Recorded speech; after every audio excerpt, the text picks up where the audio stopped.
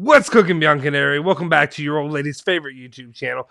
Juventus won the relegation battle of the century against Spezia in a high school stadium today. And, we're going to have to rate this bleep show.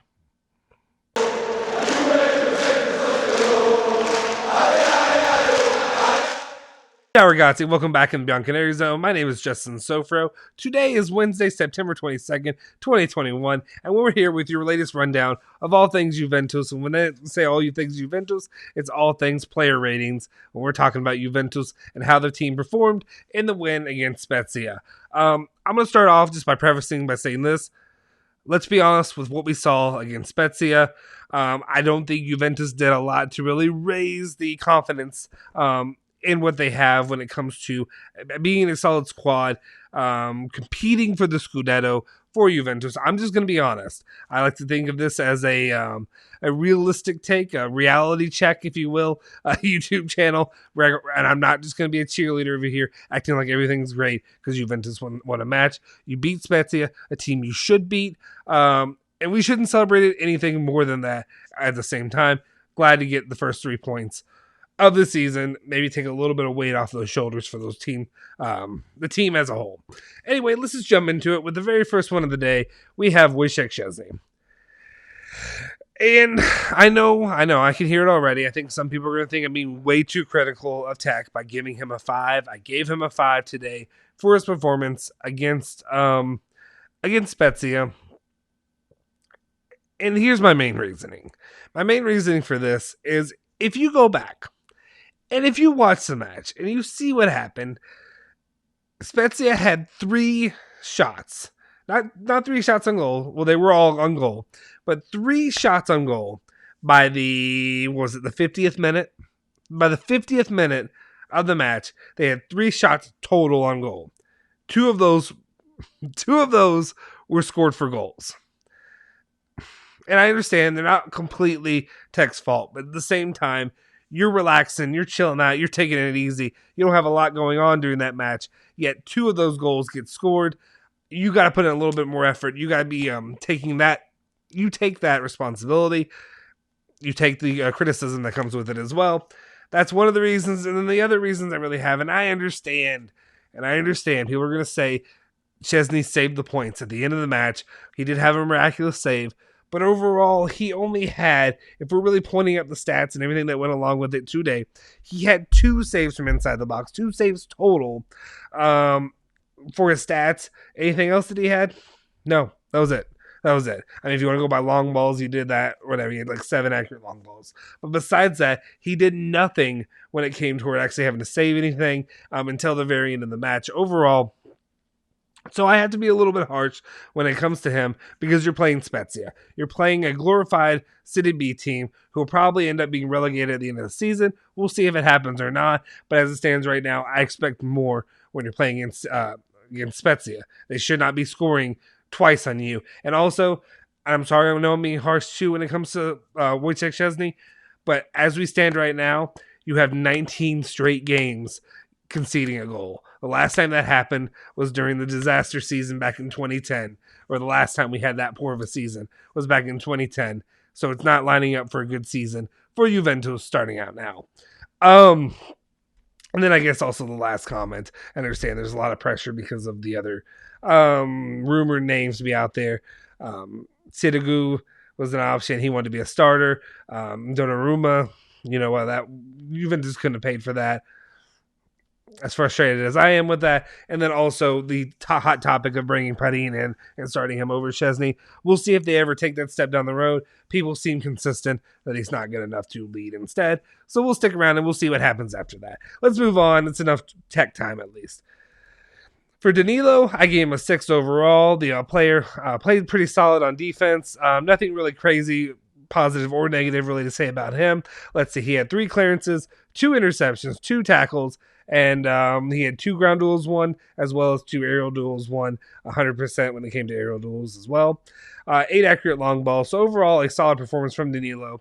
I'd say most of the time, I would say him in the defense, while not perfect, far from it, did a lot to make it easier for the goalkeeper during the majority of the match, so that way he didn't have a lot of pressure put on him from the beginning. But overall, kind of generic, less to say when it comes to Danilo, but I think he had a fine match. Bonucci, I also gave him a 6. He had a couple errors here and there, but I feel like he did a overall positive performance. Had 1 assist on that goal that was scored by De Ligt to end up clinching the win for Juventus. He had a great setup to him. He had 2 clearances, 2 interceptions, 1 ground duel, 1, 3 aerial duels, 1. And he also had 1 key pass, which was for that goal. 18, and this is actually, I could bump him up a little bit, but I think 6 is fair after the issue that he had earlier, which is that big chance that he missed on. But also, he had 18 accurate long balls. This is one reason I value Bonucci so much, is because he's one of those defenders who can actually create when it comes to delivering long, accurate balls to guys downfield. Let's move on to, after that, we have our boy Matthijs de Ligt, and I gave him a 6.5 for his performance today. One thing that I say will really stick out, or that stuck out for me when it came to Juventus' play, was that it was the youth that really did a lot for Juventus. I think 3 guys who scored goals were all under 23 years of age, and that includes Matthijs de Ligt. He scored the match-winning goal, like I said, assisted by Leonardo Bonucci. Overall, his stats, he had 1 goal, 2 tackles, 4 out of 5 ground duels won, 5 out of 6 aerial duels won. He had, what else do we have? 8 accurate long balls, 1 shot on target, 1 shot off target, and 1 big chance missed. Overall, a solid performance from Matthijs de Ligt.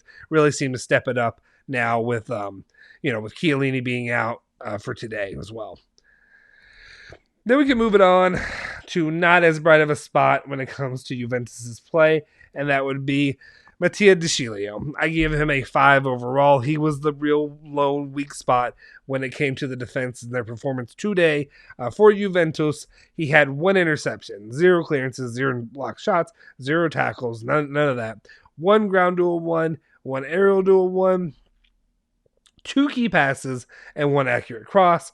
Overall, a very lackluster performance from De Sciglio, in a starting role that saw Alexandro being benched. And we talked about it a little bit on the post-game live, where we talked a little bit about what was going on. Why did they end up deciding to, play him instead of Alexandro, who, though, was coming back and needed some rest following playing all the matches overseas for the international team, playing for Juventus, playing all these little different matches. Definitely needs some time to rest. But what was more disappointing for me is that you didn't play Alexander from the beginning when he's been playing so well. The performance that he's been giving has been 2017 level the last 2 matches, so kind of disappointing to see him benched for De Sciglio overall, but I understand you got to rest some guys from time to time. Now let's move on to the next one that we really have for you, and that would be our boy Federico Chiesa. To me, this is the player of the match for Juventus. One thing I see when you put De Sciglio, not De Sciglio, when you put Federico Chiesa out there, is he really lays it all out there on the field. He puts all of his heart and effort into it, whatever generic phrasing you want to use when it comes to a player's performance. I feel like Federico gives it, he gives 110% every single time you put him out there. Let me bring up a little bit of his stats, but he did score 1 of the goals for Juventus. The 1 goal, actually the level or equalizing goal, if you want to say leveling it, equalizing, whatever turn of phrase you want to use, to equalize it after Juventus had gone down 2-1 early in the second half. He had 1 goal. He had 8 key passes. 8 key passes. That's phenomenal. 6 accurate crosses, 1 shot on target, 1 shot off target, 2 block shots, 5 successful dribbles, 12 ground duels won. He did lose possession 20 times, but when you're touching balls that often, when you have possession that often, there's a chance you're going to lose it. Anyway, he had 1 clearance and 6 tackles as well. A great performance by Federico Chiesa. Exactly what we're expecting to see from the Italian youth to come in and what he brings to Juventus. The next player, not so much, Weston McKennie. And I'll be honest, I probably should lower his score more than this. You can maybe take him down another half point, maybe a little bit more. Going on his performance that he gave today, really was disappointed in Weston McKennie. I think when I gave this score, I probably should have gone lower, to be honest, to be frank, and to be clear when it comes to Weston McKennie. Was very disappointed in the performance that he delivered for the club today. What we have on here is a 5.5. You could say it was a 4.5 if you really want to go super critical on the player. He had 1 key pass, 5 accurate long balls, 2 shots off target, 1 shot blocked, 1 ground duel, 1 aerial duel, 1 lost possession 8 times. It had 1 clearance, 1 interception, and 1 tackle. The main reason that I'm critical on him, and I feel like a lot of people will agree with me because I know a lot of you, I've heard your comments on Weston McKennie, is overall he did not have a good performance. When you think of Weston McKennie, you think of somebody who's an attacker, who's looking to score, and be an actually offensive-minded midfielder. Didn't get a lot of that. Or the times that you got, he had 4 times that he could have had a chance to score a goal, and every single time he misfired or left it out there, did something to mess it up. I was trying not to cuss. I was trying to keep my mind from using a curse word there. But overall, a really poor performance from Weston McKennie. Hopefully he can get his act back together. Otherwise, that January transfer market really starts to heat up a little bit when it comes to Weston McKennie and his long-standing relationship with Juventus, which is not long-standing, actually. Anyway, and then Rodrigo Bentancur, who I gave a 5, like I said. Could have gone lower, excuse me, when it comes to Weston McKennie. But overall, I gave Rodrigo Bentancur a 5. I don't think much of Rodrigo Bentancur and his performance when it comes to Juventus, especially as of late. When it comes to the player overall today, he actually graded out as one of the worst players on the field. So I think I probably would have put him and Weston McKennie both with the same score, if you have that. He had, let's see... okay, yeah, these are, I would say some of these stats file out worse than McKennie. If you look at it overall, he had 0 accurate long balls out of 1. I had to say that out of how many now because he performed so poorly. 0 out of 3 ground duels won, 0 out of 1 aerial duels won. He had 1 clearance, and that was it. That's literally all he gave to you today. Rodrigo Bentancur, not a match to write home about. Overall, a poor performance from the Uruguayan player. Then we can move on to another. You go to the midfield, and everybody's so problematic outside of Federico Chiesa. It's frustrating, honestly, when I'm reading through these and I'm going, oh, yeah, Federico Chiesa, 7.5, amazing performance from the Italian. And then I get to Weston McKennie, Rodrigo Bentancur, and then Adrien Rabiot. Adrien Rabiot, again, my biggest criticism for him is I gave him a 5.5. I expect a lot more from him because he shows that he has potential and the ability to do more. I don't understand is who taught him how to take a shot on goal, because every single time he skies it. Like every single time he takes a shot, it's going way, way, way above into the stands, maybe outside of the stadium. The stadium was a high school stadium, so it's very possible that it could have ended up in the mountain range that you saw behind the stadium throughout the game. Very disappointed in the shots that he took overall. He did have 1 assist. He had 1 key pass, 0 accurate crosses out of 1. He had 1 shot on target, 1 shot off target. Actually, I can't believe he actually had a shot on target. And he had 2 shots blocked. Maybe that's where they came a little bit off target. Maybe I need to go back and check. 1 successful dribble, 4 ground duels, 1 sorry, 1 aerial duel, 1. I apologize if I'm coughing a little bit more or I'm clearing up. I've been sick through here. You guys know this, so I'm not going to cut this out. I'm just going to leave it because otherwise it'll be a lot of editing to do, and I apologize. I'm still recovering. I'll be back soon, healthy. And then also 3 tackles overall made for the Juventus midfielder. Let's move on. And then we got Paulo Dybala, who I actually was pretty high on Paulo Dybala and his performance that he gave for Juventus. He had 4 shots on target, 1 off target, 1 shot blocked, 3 successful dribbles. He had 3 accurate crosses, 1 accurate long ball. He had 8 ground duels won, 0 out of 1 aerial duels won, and he had 2 tackles overall. One thing that I will say when it comes to Paulo Dybala is who knew that any player was able to actually take a free kick and it not go directly into the wall. Not going to call anybody out, not calling anybody by specific names, not going to say any names, not going to get me in trouble, but who knew that it was possible to actually take a free kick not directly into the wall? Honestly, if I were that bad, and I was doing it that often. And I saw Paulo Dybala, who was able to do it twice. Unfortunately, they ended up going toward the keeper. If they literally were a little bit left both times, he probably would have scored. Criticized there, but the fact that he's able to make it past the wall and almost into the goal is fascinating. And also, like, if I were that player, I don't, regardless of whatever kind of ego trip I have, I'd have to set that one out, bro. That's on me. Then we'll talk about Moise Kean. He had his performance. I gave him a 6.5. He was the initial goal scorer, opening up the scoring for Juventus, getting things going to start it out.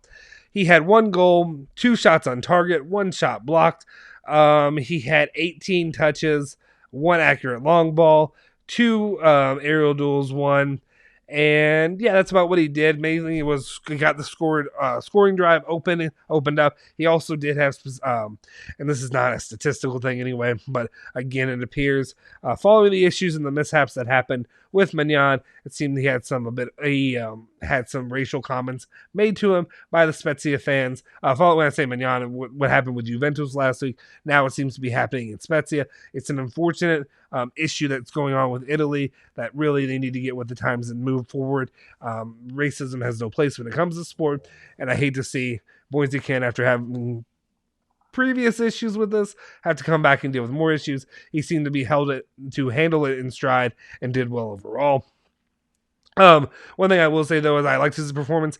I was a bit confused. I don't want to say shocked, but like at Allegri's move to pull him, because he seemed to be the one guy who was really creating stuff and trying to actually he has this killer instinct when it comes to trying to score and make things happen, and pulled him for Alvaro Morata, who had a solid match overall. But again, he actually was the only goal scorer at the time. It didn't make a lot of sense to me to pull him when he did. Only thing I can see is if you want to bring in Morata, he and Kean are always going to be our number 9s, and I think that's what he's really sticking with going forward. Then we'll move on to some of the guys that were brought on. Again, sorry. At halftime, we had Alexandro was brought in to replace the struggling De Sciglio. I gave him a 6 overall for his performance there today. He was, and let me pull him up real quick.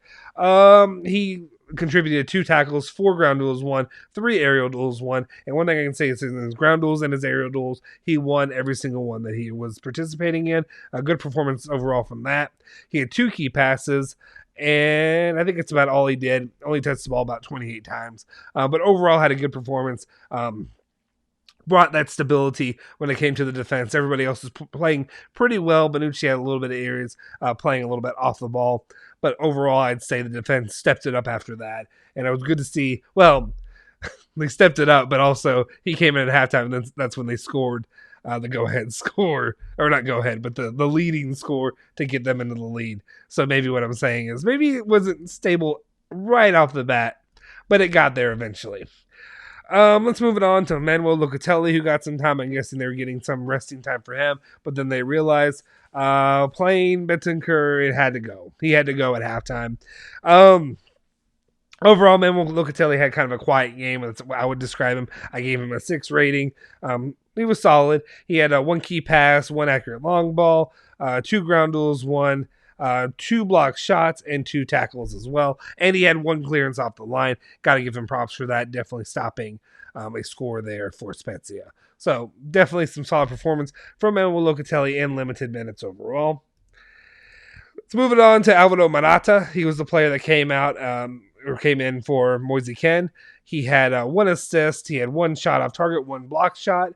He had 3 key passes, 1 accurate cross, 1 accurate long ball, 2 big chances created, 2 ground duels, 1, 2 aerial duels, 1, and he had 1 clearance and 1 tackle as well. Solid performance from the striker when he came in.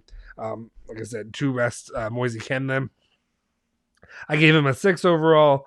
Would have been nice to see him finish on one of those shots that he took. Oh, and he also got a yellow card. Let's move it on. Then we've got the last 2 of the day. We've got Bernardeschi. I gave him a 5.5. Nothing really terrible, honestly, from Bernardeschi when I say this. I just gave him a 5.5 because I feel like 5 is the median when I give these ratings. Honestly, probably should go a little bit lower for some of these guys, but 5 is really like the medium to bad-ish range. You build up from there. So Bernardeschi got a 5.5. Didn't do a lot. He had 1 successful dribble. He had 2 accurate long balls, 4 ground duels, 1. He had 1 block shot and 2 tackles that he contributed as well. Again, like I said, just not a lot to go on. Only played for 23 minutes, so I think a 5.5 is a fair rating. Then finally, the coach of the match. He gets a 5 overall rating. Not good, not bad. I'd say it's just very middle of the road. The reason I gave Max Allegri a 5, and I understand this is the first win of the season, first 3 points that they gathered, but you should not be struggling against a team like Spezia. Your squad should not be struggling to get points from Spezia. You should walk into Spezia, and you should walk out with 3. My main thing that I struggle with, or that I have frustration with, is that teams are no longer scared of Juventus. And not that they ever were really scared, but what I mean is they don't respect Juventus like they used to. Juventus comes in there and they currently smell blood in the water. They walk in there and they are constantly attacking. They're disrespecting players. They're shoving them around. They're getting in their head. They're playing mind games with them. They are not worried about this. This used to be something that Juventus could do, and they could kind of trounce over somebody. Not so much anymore. He's got a long way to go to rebuild the squad to the glory days that he brought him to playing in those Champions League finals. Hopefully they can get back there. We'll see when that happens. But as it stands right now, Juventus still has a long way to go. And I just questioned a couple of his moves on resting certain guys. You could go either way with these arguments, and I understand players do need rest, because if they don't get rest, you're going to have whatever issue come up. But at the same time, I could argue my argument is kind of the point. You've dropped points 4 matches in a row before this, 2 losses, 2 draws, 2 points overall in the relegation zone.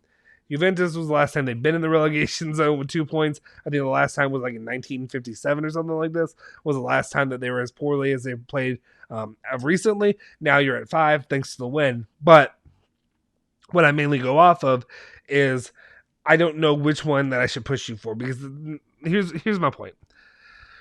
Do you understand what I'm saying when I say that Juventus? What should you be putting out there? This is a must-win situation. To me, I wouldn't even risk only keeping, the reserve guys in. I feel like you have to come in with your A squad, secure the victory, at least get 2 goals early in the first half. Then maybe you can start resting some guys.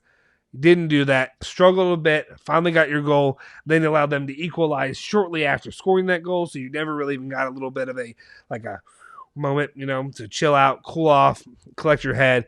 You were there and you're put on your heels right away again from the beginning. So that's the way I look at it. I'm prioritizing winning these lower matches games, because you have to get every point matters at this junction in time. I was trying to avoid saying point again at this point. It failed though. But anyway, that's the way I look at it. So overall, he gets a 5 from me. Let me know in the comment section down below if you disagree with some of my ratings for all these guys that I included in the review for the player ratings today from the Juventus Spezia match. I appreciate you guys for tuning in and checking out this video. Make sure please hit that like button, hit the subscribe button if you're new to the channel. Please join our community and what we have here at the Bianconeri Zone. Also, make sure you follow Bianconeri Zone on Twitter and Instagram. Follow me at Justin Sofro on Twitter, and follow my boy Julian Gianotti at Gianotti151 as well. Forza Juve, Forza Bianconeri.